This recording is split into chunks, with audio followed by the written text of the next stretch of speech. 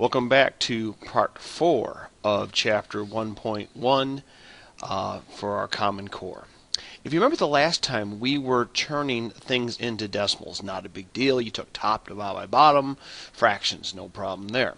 Now we're going to do the harder part. We're going to turn a decimal back into a fraction. Now there's a couple simple rules that we're going to show you. It's going to make it a lot easier. So take 0.5 here. What you do is check where the number is on the decimal scale. Now if you notice here, we've kind of talked about this before. The first number is tenth, hundredth, thousandth, 10,000, 100,000, millionth. Now this is of course the decimal after a whole number. So let's say I had like 12.6. Well, okay, 12 is just a whole number 12, and 0.6 is 6 tenths. Remember, if you want to think of money, go to hundreds and 60 over 100 or 60 cents. That would be the idea. So if you take a look here at 0.5, well, 5 is in the tenths column. So really it's 5 and it's being cut up 10 ways, or 5 over 10. So okay, 5 tenths is the same as saying 5 over 10. And if you know how to reduce it to 1/2, wonderful. If not, we will get to it later. But for now, 5 tenths is what I'm looking for. 1/2 if you can. Now let's try 0.42. My question is, what goes below it? Okay, I see 42. That's not a big deal. Tenths, hundredths. So it's going to be the bigger number in the bottom, so hundreds, 42 over 100. I think we covered this in a previous segment. So 42 over 100, not a big deal. If you know it's 21 over 50, because you can divide both top and bottom by 2, great. You go ahead and try, pause. Let's see how you did. 6 over tenths. 6 over 10, which makes 6 tenths. If you know 3/5, even better. Try one more time. Let's see how you did. Tenths, hundredths, so 15 over 100. 3 over 20 if you divide top and bottom by 5. Okay, we'll do one more of these and I'll skip past them. You go ahead, don't worry about rounding, go ahead this time. Alright. Tenths, hundred thousands, 10 thousandths. So you have this big number over 10,000. We're going to skip, because I think you've got it by now. We'll skip this one too, because I think you have it by now. Let's do a skills practice. Remember, you can go ahead and turn these in on a separate sheet of paper for them extra credits if you want. Certainly feel free. Go ahead and pause it this time. Let's see how you did. To turn them into a fraction, tenths, hundreds, thousands, 10,000, 100,000, millionths. And there you go, this over a million. And just go ahead and take a look at the others, see if you have them. It's here, here, and here. All right. Now remember, if you have 0.7, we talked about 7 over 10, not a big deal. That's easy. But what if you have 0.7 with the line over it? Now you know it's 0.77777 as of our previous explanation. But how do I make that into a fraction? Well, it's not 7 over 10 because that bar takes a different turn. What you do is, instead of taking 7 over 10, you're just going to take 1 off the denominator. I don't want to get into the reasons why. Just whenever you have a bar notation of any type, just take the bottom number that it would have been and minus 1, and that's all you have to do. So instead of 7 over 10, it just becomes 7 over 9. That's all. Now if you don't believe me, take 7 divided by 9 in your calculator and you will get 0.77777. So it works. And you go ahead and take 7 divided by 9, as I mentioned. Now if you have 0.16, now okay, it's going to be 16161616, and again, I'm just taking 1 off the bottom. So instead of 16 over 100, because it's tenths, hundredths, it's now going to be 1 less than 100. So 16 over 99. Excuse me, 16 over 99. Why 100? Because of 2 decimal places. Why minus 1? Because of the bar notation.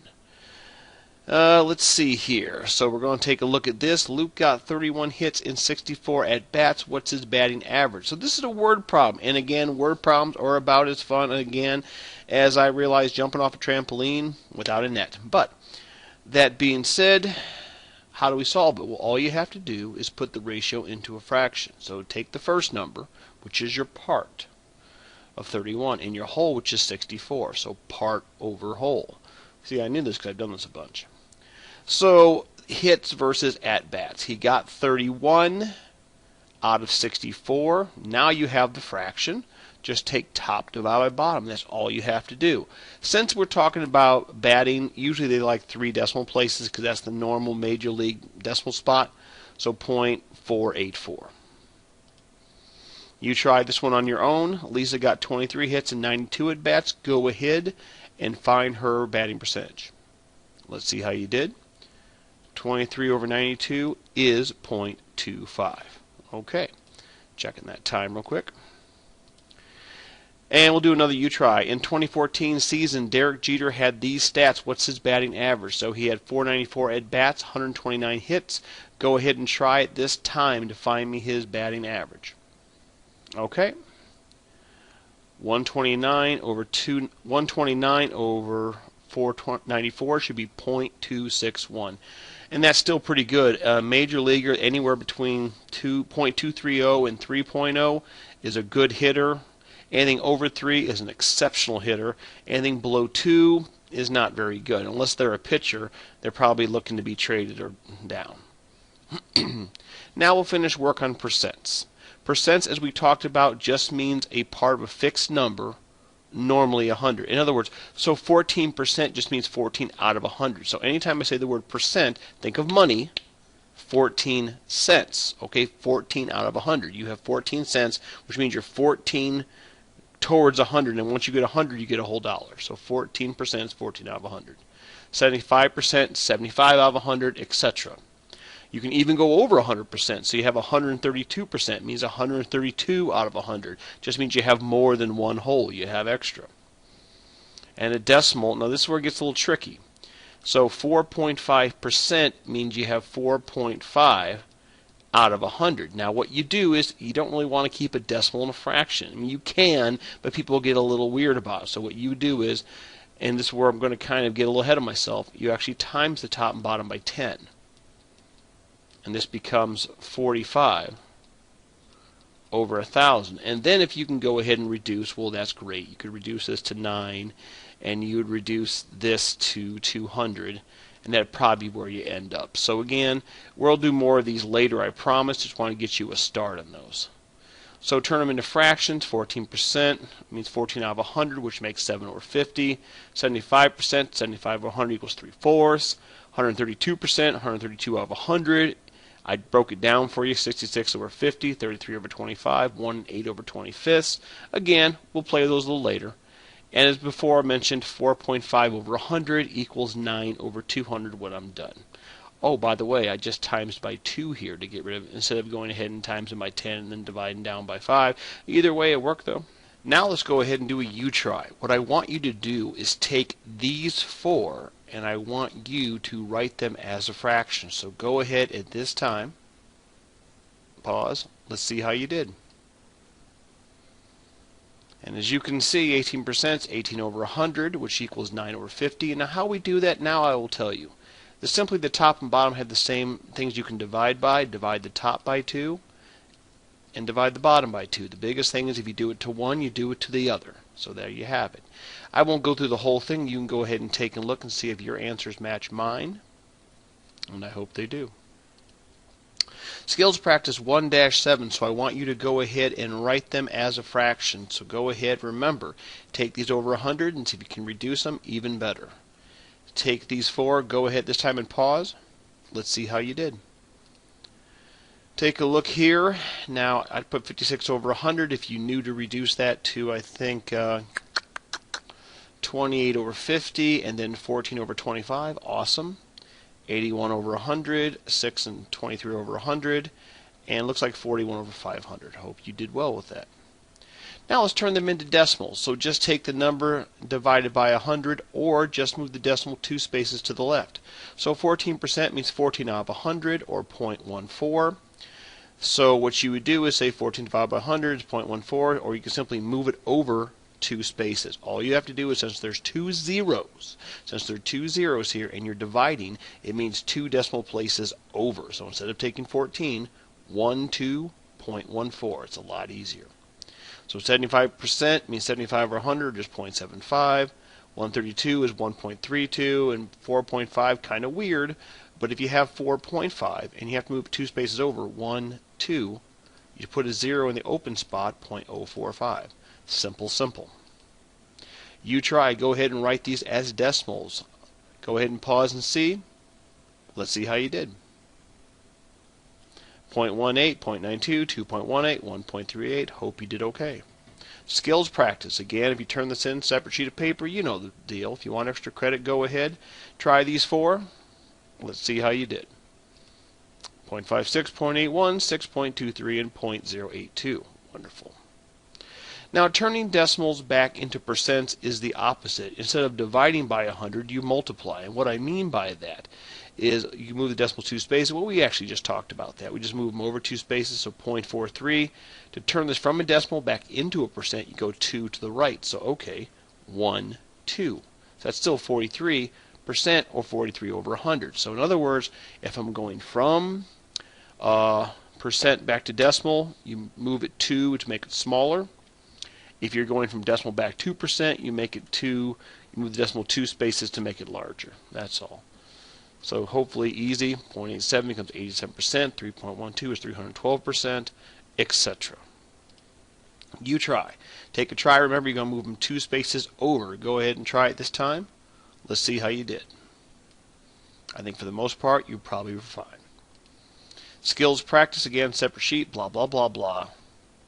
Try these 4 paws. Let's see how you did. All right, simple.